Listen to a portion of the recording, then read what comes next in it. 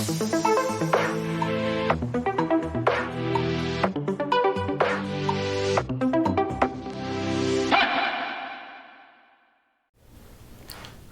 वालेकुम and hello to all students. आज जो टॉपिक हम डिस्कस करने जा रहे हैं वो है लाइफ साइकिल ऑफ एडिएंटम।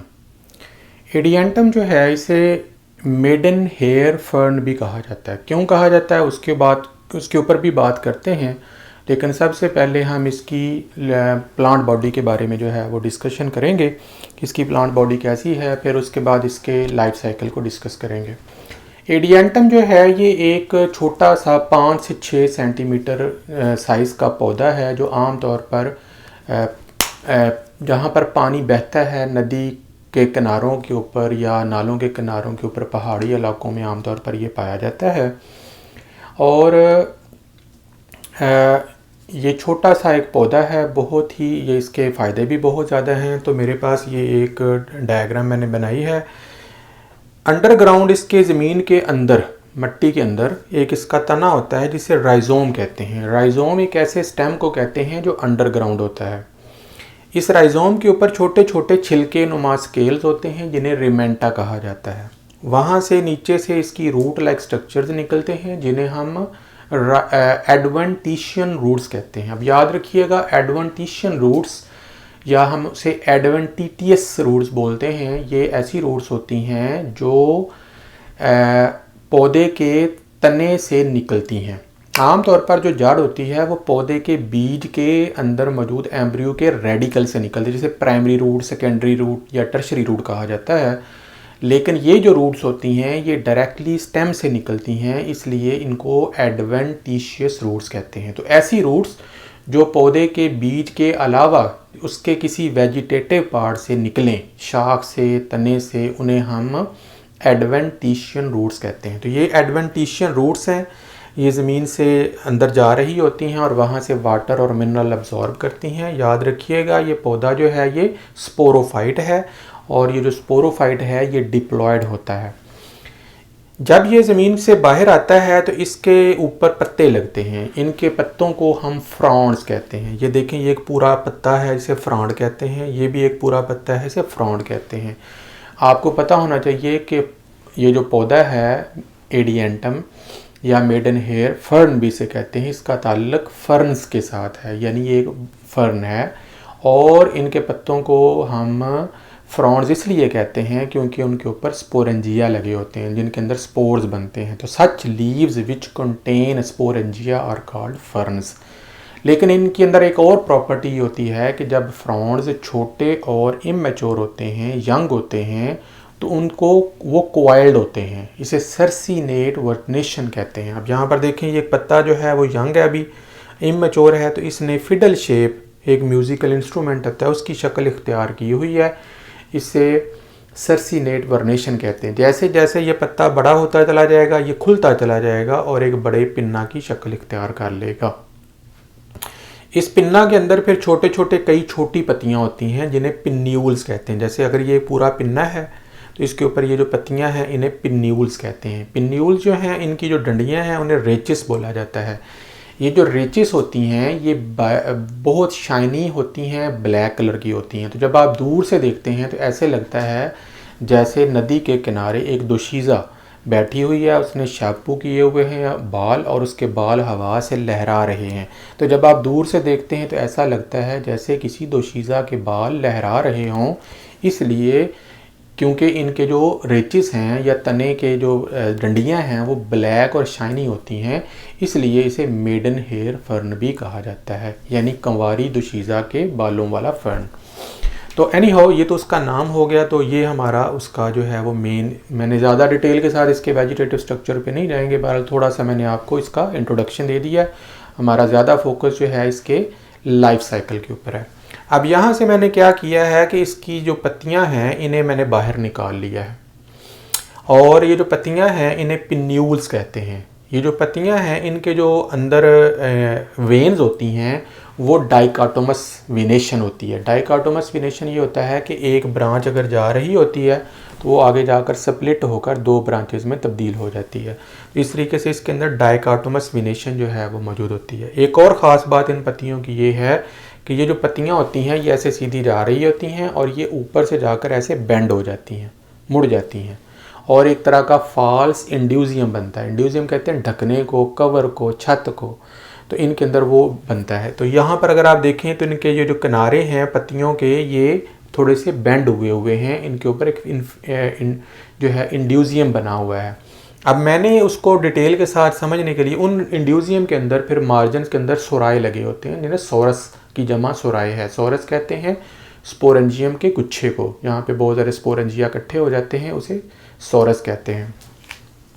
अब यहाँ से मैंने एक छोटा सा सेक्शन जो है ये काट कर मार्जिन उसको बड़ा किया। तो ये देखें पौधे की पत्ती का जो मार्जिन है ये बेंट हुआ है, मुड़ा हुआ है, इसे कहते हैं फॉल्स इंड्यूजियम। इसके अंदर सोरस लगा हुआ है। सोरस कहते हैं ग्रुप ऑफ स्पोरेंजिया। तो ये देखें ग्रुप ऑफ स्पोरेंजिया लगे हुए हैं, इनके अंदर स्पोर्स बनेंगे। अब यहाँ से मैंने एक स्पोरेंजियम को बाहर निकाल कर बड़ा कर लिया, ये मेरे पास स्पोरेंजियम आ गया। ये जो स्पोरेंजियम है इसकी सबसे नीचे एक डंडी है जिसे मल्टी सेलुलर स्टॉक कहा जाता है। ये मल्टी सेलुलर स्टॉक हो गई।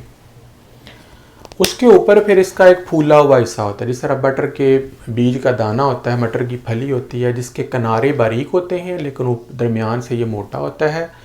इसके दो हिस्से होते हैं, एक ऊपर वाला हिस्सा होता है उसे एनुलस कहते हैं। ये तकरीबन अगर आप इसके 4 हिस्से कर लें तो 3 आउट ऑफ 4 पार्ट जो है वो एनुलस होगा, जबकि नीचे वाला हिस्सा जो है इस साइड वाला ये बारीक दीवारों वाला ये स्टोमियम होगा, और नीचे एक डंडी होगा। इस डंडी के ज़रिए ये फिर इस पत्ती के किनारे के अंदर जो है ये अटैच होते हैं। अब ये जो क्योंकि स्पोरेंजिया, ये स्पोरेंजियम होगी जमा स्पोरेंजिया हो गए, सोरस की शक्ल में जमा सोराए हो गया की शक्ल में इन पत्तों के मुड़े हुए किनारों के अंदर लगते हैं, इसलिए इन पौधों के पत्तों को फ्रॉन्ड्स कहा जाता है। याद रखिएगा कि जो इस ग्रुप है फर्न, जिन्हें हम कहते हैं फर्न्स, इनके जितने भी पौधे हैं उनके पत्ते आमतौर पर फ्रॉन्ड्स होते हैं और उनके ऊपर स्पोरेंजिया लगे होते हैं, इसलिए उनको फ्रॉन्ड्स बोला जाता है।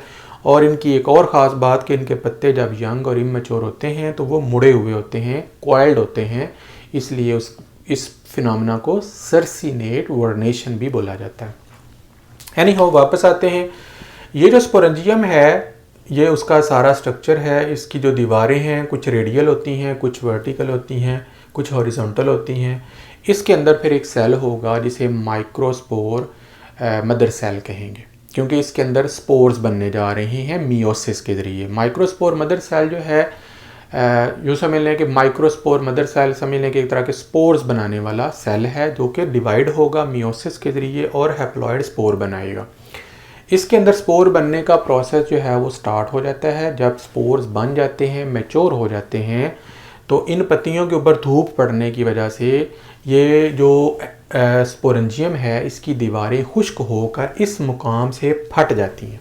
अब ये देखें वही स्पोरेंजियम है जो आपको यहाँ पर अब नज़र आ रहा है। ये इसका जो ऊपर वाला एनुलस था वो ओपन हो गया है और नीचे वाला जो स्टोमियम है उसके अंदर से जो स्पोर्स हैं वो बाहर आ गए, और ये जो स्पोर्स हैं ये हमारे पास होंगे हैप्लॉइड, यानी इनका जो क्रोमोसोम नंबर है हाफ हो गया है रिडक्शन डिवीजन के ज़रिए, क्योंकि इनके अंदर क्या हुई है, मियोसिस हुई है। याद रखिएगा ये जो स्पोर है ये हवा के ज़रिए फिर डिस्पर्स हो जाते हैं, ज़मीन के पास ही यहाँ पर गीली मिट्टी होती है वहाँ पर गिर जाते हैं। यहाँ पर एक जनरेशन जो है जिसे हम स्पोरोफिटिक जनरेशन कहते हैं वो ख़त्म हो जाती है।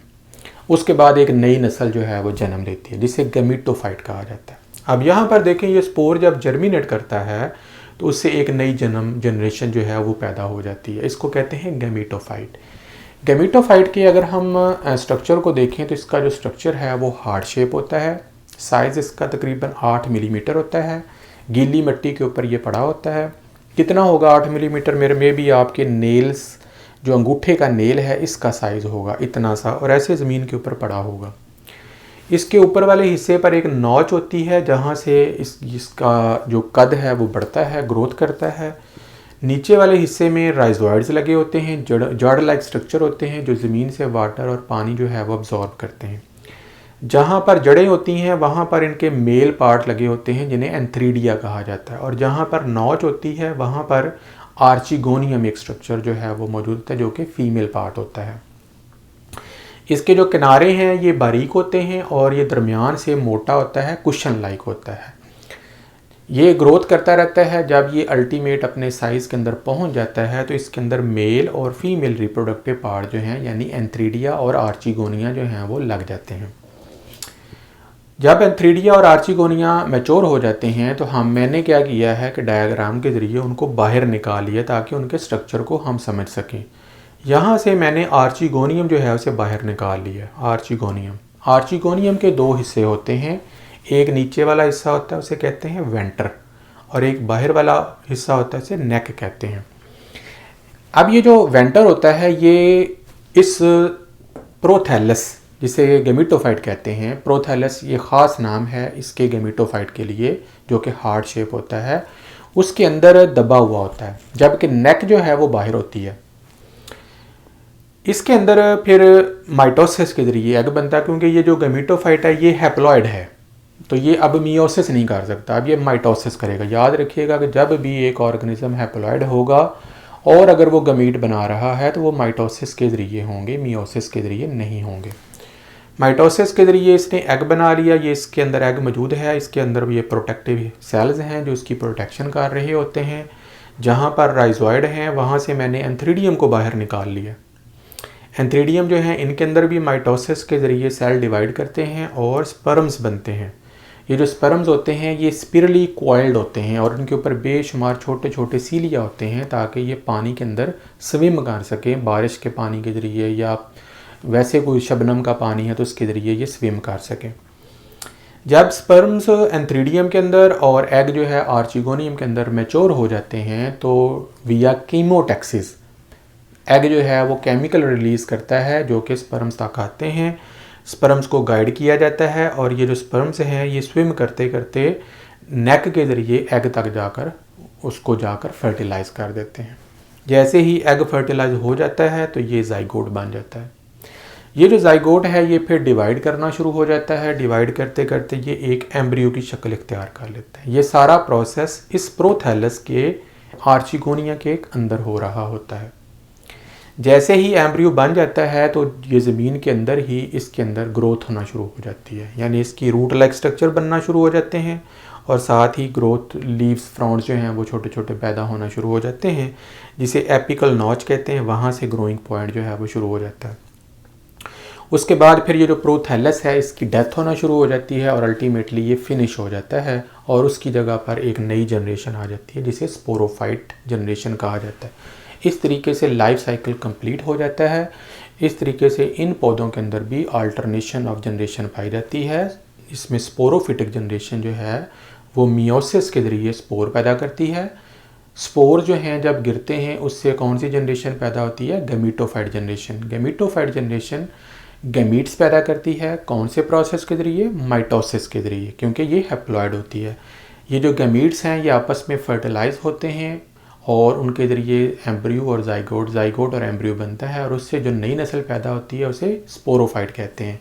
तो इस तरीके से sporophyte generation give rise to gametophyte generation and gametophyte generation give rise to sporophyte generation. तो स्पोरोफाइट, स्पोरो मीन स्पोर पैदा करने वाली, गैमीटोफाइट गैमीट पैदा करने वाली। तो जैसे आपको यहाँ पे नज़र आ रहा है कि ये स्पोरोफाइट जनरेशन जो है ये स्पोर पैदा कर रही है और गैमीटोफाइट जनरेशन गैमीट पैदा कर रही है। तो आसानी के साथ ये कॉन्सेप्ट जो है वो क्लियर हो जाता है। नेक्स्ट लेक्चर तक के लिए इजाज़त दें। अल्लाह हाफ़िज़।